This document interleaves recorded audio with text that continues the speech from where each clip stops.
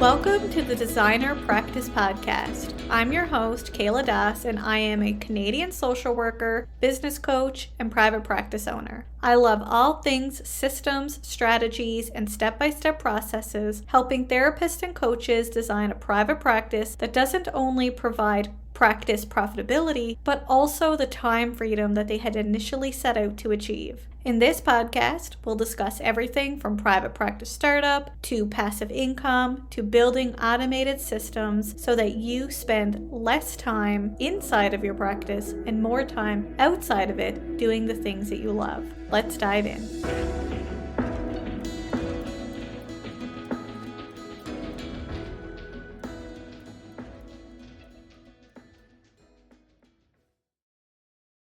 Welcome back to the Designer Practice Podcast, and I'm your host, Kayla Das.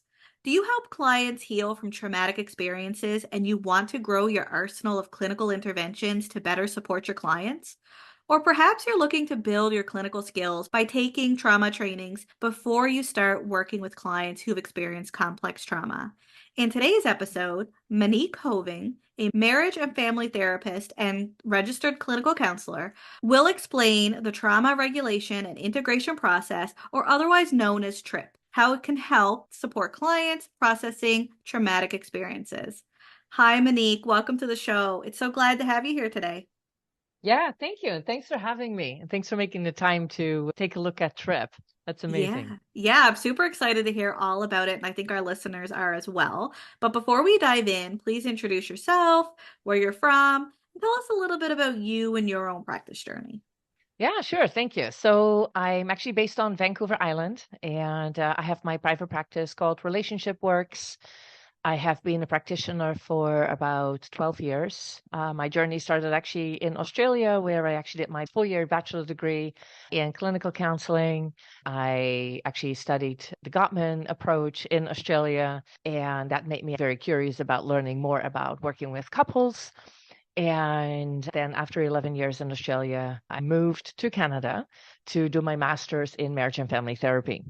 And so that's been my clinical journey. And during that time, I've always been very interested in working with trauma only because clients presented it anytime that I was at a practicum site or after even my bachelor degree.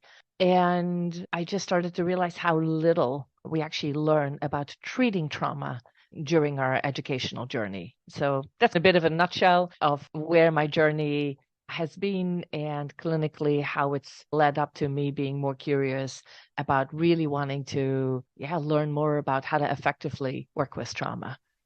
So tell us a little bit about the trauma regulation and integration process, or TRIP. Like, how does it work? What is it? Yeah, so basically, when you look at how we function as a human, we are an integrative being. And one of the things that I started to notice is that a lot of the times that we are being trained, it's focusing on one element, either on our emotions and emotional processing, or our cognitions, or somatic. And it didn't make sense to me that if we are an integrative being, then why are we using a modality that only highlights and treats one area of us being human? And so what started to happen is that I was trained in a particular set of techniques during my master's program that works one eye open at a time. And that led me to do an amazing amount of discoveries about how our brain and body and nervous system work. And it made me realize how important it is to actually integrate all these different elements that are impacted when we experience trauma. And so I started to combine eye brain techniques together with trauma focused, emotion focused strategies, incorporating somatic strategies. When you work one eye open at a time, you start to realize that the brain actually fragments and compartmentalizes significantly upon attachment distress or traumatic experiences. And having actually been taught by Gordon Neufeld's daughter during our master's program, I started to really understand the depth of attachment dynamics. And so TRIP really combines all those elements that make us human that I believe are absolutely essential to work from an integrative perspective as trauma impacts all of that. And so, yes, I'm sure trauma does affect our emotions, our cognition, our body, our attachment to ourselves, but also the attachment with other people. And so it was just essential to combine all these elements in an effective modality that cares and heals the trauma that people have lived through. That's amazing. So, how does it work? What's the process to trip? Mhm. So basically, what happens is that there are three consecutive processes that I've developed. And so, how it works is that once a client actually has decided on a particular theme or topic that they wish to work through, that's when the client actually is invited into the first part of the process called the projection process. The interesting thing is that once a client has chosen what they'd like to process, and I'll tell a little bit more about that because clients do not have to have explicit memories. So I just want to talk a little bit about that later on. The client can literally say to me, I don't know what it is, but I just feel off and I've always felt off and I don't know what it's about.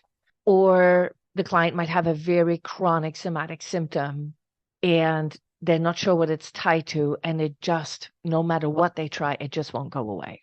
So I just want to clarify that you don't have to have explicit memories in order to work with TRIP. So once the client has chosen what it is they'd like to process, I invite them to cover one eye. It doesn't matter which one, they get to choose. TRIP invites a lot of choice and permission, which really empowers the client to take ownership of their process.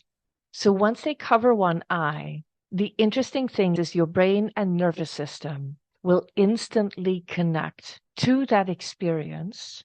And what is the bizarre thing is that one eye is connected to the experience as if it's still happening, whereby the other eye tends to be connected to how you survived and responded to the experience. So it's almost like a past and present kind of an experience. And so in the projection process, often what happens is that instantly I appear different to the client. And it ranges from mild to wild, meaning that all of a sudden I might look like I have very angry eyes, all the way to me looking like somebody with a beard. Like I have clients instantly describe me as appearing differently or having an emotionally felt different experience, all the way to they actually don't know who I am. So even with clients that I've been working with for 6, 7 years, the minute that they choose to work on something that happened when they were 14, well, obviously I wasn't part of their life back then. So once the brain connects to that experience, that filter comes to the surface. And then the client says to me, well, you look familiar. I don't really know you. And it was such an interesting learning experience to know that that's how the brain connects to the past experience. It's not connected to the here and now because of dissociation, because of compartmentalization, and that it instantly doesn't recognize the relationship in the here and now. So the projection process really highlights the attachment projection. So that's first and foremost is that as the therapist, you will learn to assess what is actually showing up from an attachment perspective that is projected onto the therapist. Because the client might actually report, and as a therapist, you will learn different questions to ask. And you will actually start to realize that, oh, all the woundings that were experienced in the past are actually being perceived as if the therapist will also be angry or judgmental. And so there's this cognitive, visual, and somatic response to the therapist once the client has actually chosen a topic to process. And so it's on the one hand, it's assessing the attachment projection, but secondly, it's that your nervous system, because it's attached to your retina. So at the back of your eye, your retina is actually a direct part of your nervous system. And so therefore, your nervous system is instantly responding to how you are being perceived, and how you perceive the therapist as the client is not the same between your left eye and your right eye. And so on the one eye, they may not recognize you because of the link to the past. And then when we switch to the other side, the client goes, oh, it's you. Why? Because that is the eye that is connected to the here and now, that is connected to your survival mode. And all of a sudden, oh, yeah, no, I do recognize you here. In that first process, we really help the nervous system by changing our distance, by either moving myself backwards or forwards, or to the left or to the right. Why? Because when you think about a lot of trauma, it either has often happened right in front of your face. And so often the nervous system remembers exactly what that felt like and feels threatened either by the closeness, or if it's, for example, attachment, abandonment, me moving backwards really starts the nervous system to create a strong distortion because I am now actually moving backwards, which triggers abandonment for the client. So the way to regulate the client is possible by navigating the attachment proximity in that first process.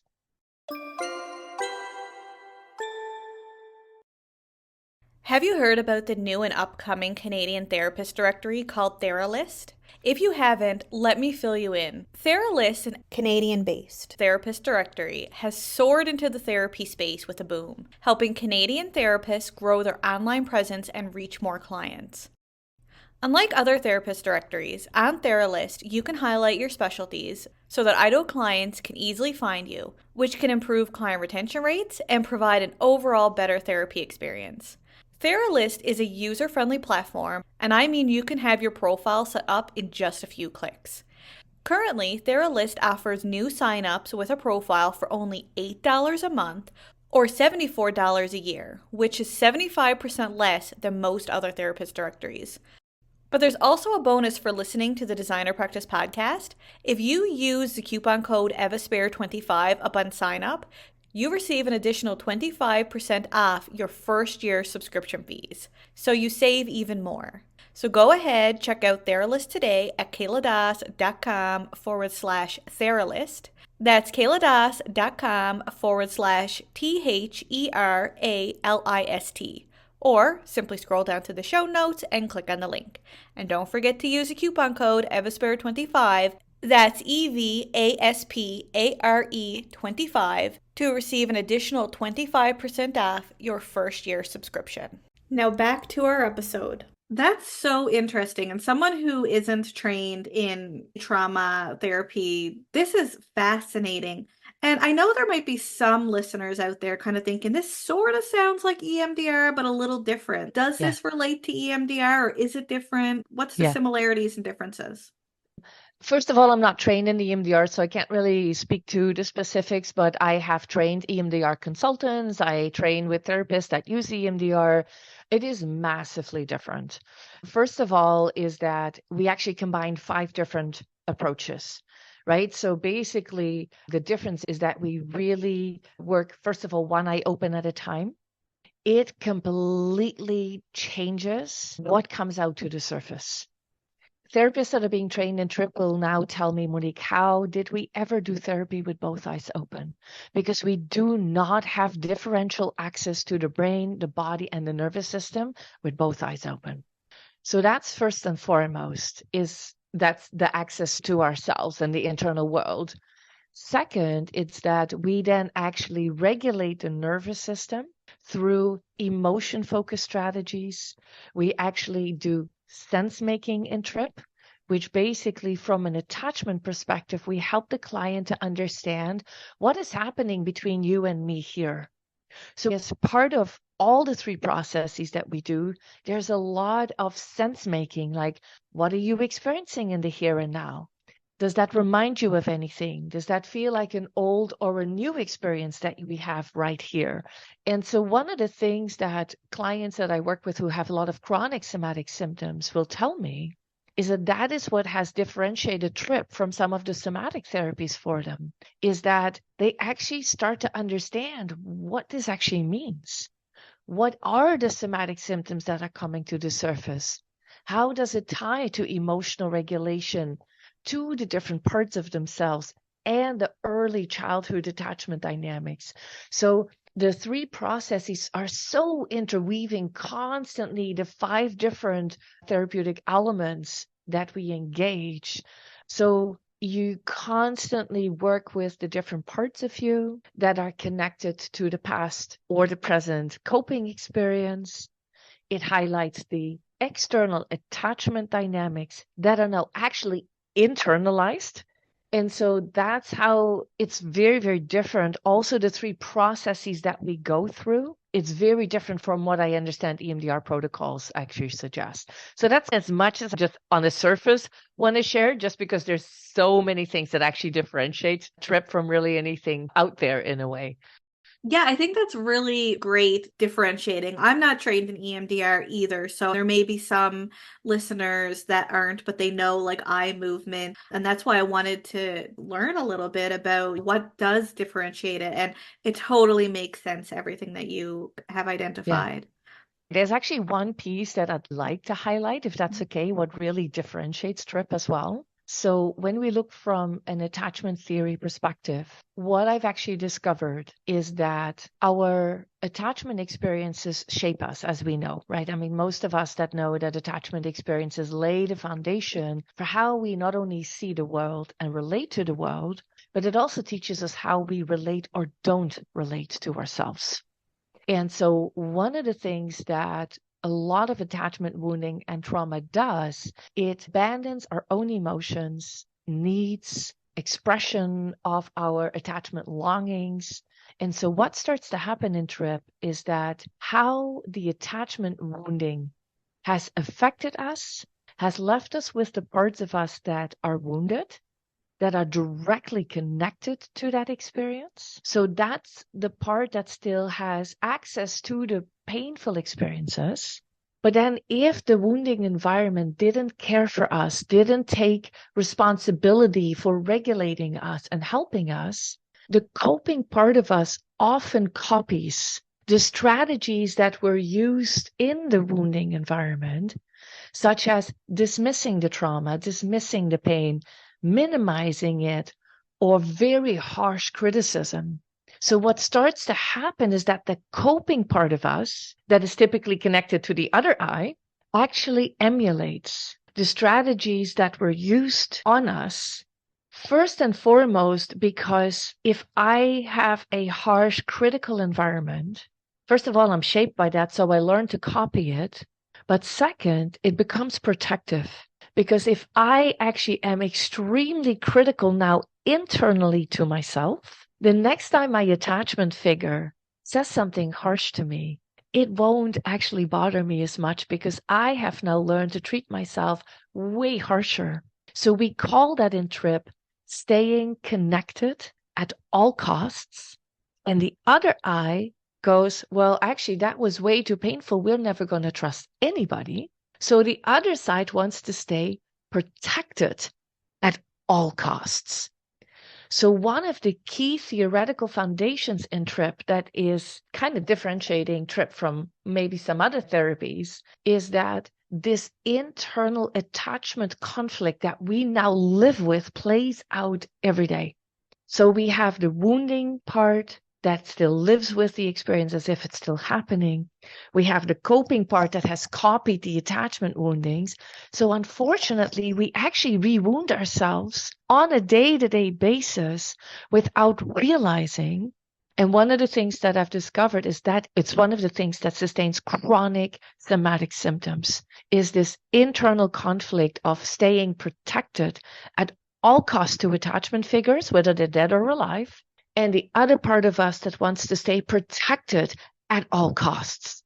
And the harsh part is it is costing. Why? Because neither dynamic actually connects back to what we need. It doesn't connect and take into consideration our own emotional experiences. And therefore, we actually continue to abandon ourselves in different ways. So I wanted to kind of really highlight that because that is one of the core theoretical foundations that differentiates TRIP from a lot of the other approaches. That's so fascinating. I'm curious, when therapists are trained in TRIP, Yeah. which skill sets can they expect to develop or improve upon as a result of their Aha. training? Yeah. Oh, wow. Yeah, it's a lot. So at the moment, the TRIP training is 48 hours. And what they will actually learn is first and foremost to learn how to use the eye brain techniques that originally were from the OAI modality that I was trained in, but I further enhanced them and changed them for further regulation and integration. They will actually start to really understand how to use these new eye brain techniques. They will learn how to actually respond therapeutically differently to different parts with one eye open at a time from an emotion focus perspective. They will learn what I call the somatic blueprint. Now, your body does not respond with the same symptoms with the left eye open or the right eye open. So they will actually learn how to engage in somatic regulation and then how to integrate that experience using the combination of attachment theory, somatic strategies, emotion focused strategies, and the Kurtz work. The other skill that is extremely crucial in TRIP is what I call permission-based language that is used across the three processes, but in specific, we have the second process is the permission process. And I can tell you a little bit more about that. But so when you're talking about the skill set is they will learn the integrative skill set to then facilitate the three processes being the projection, the permission, and then ultimately the compassion process where we actually integrate all the trauma experiences that the client chooses to work through. So in a nutshell, they learn the integrative skill set and to then use that to facilitate the three core processes that make TRIP. Amazing. So if a listener is interested in learning more about TRIP and being trained in TRIP, how can they connect with you? How can they learn about it? Sure. So first of all, there is a specific website for therapists called triptraumatherapy.com. And so that's the website that's really launched for therapists to learn more about the modality. It also lists an entire TRIP trained directory for therapists that have been trained. Because sometimes therapists say, well, that's all nice and well, but I really would like to try it before I do the training. I want to do a session myself. So there's actually therapists that are listed in this database where you can actually book a session with a therapist that is trained in this. But also on the website, it will obviously talk a lot more about the processes and also what you would be learning in the different trainings. So far, there are now 5 different trainings that have been developed in TRIP.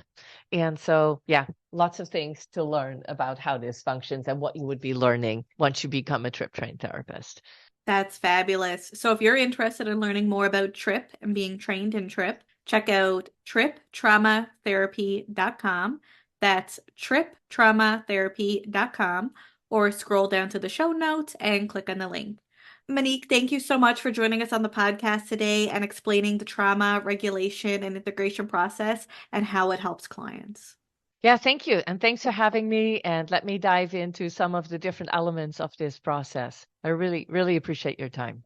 Thank you, everyone, for tuning into today's episode, and I hope you join me again soon on the Designer Practice Podcast. Until next time, bye for now.